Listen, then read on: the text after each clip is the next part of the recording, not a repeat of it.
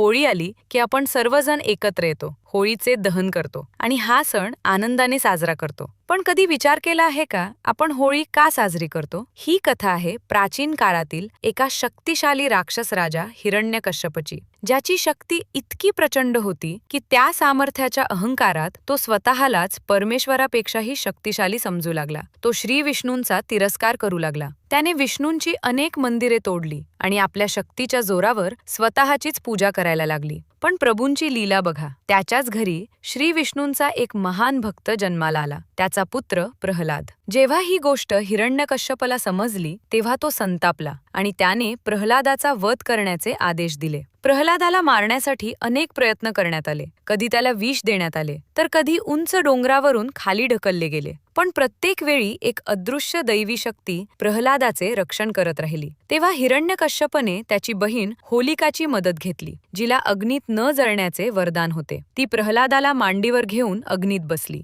सर्वांना वाटले की आता प्रल्हादाचा मृत्यू होणार, पण घडले उलटच. प्रल्हाद सुरक्षित राहिला आणि अहंकाराने भरलेली होलिका अग्नीत भस्म झाली. म्हणूनच आजही या दिवशी आपण होळी दहन साजरे करतो, जिथे आपण केवळ लाकूड जाळत नाही, तर आपल्या मनातील राक्षसी वृत्ती, अहंकार आणि राग यांचाही दहन करतो. कारण अहंकार कितीही मोठा असला तरी विजय नेहमी खऱ्या भक्तीचा आणि सत्याचाच होतो.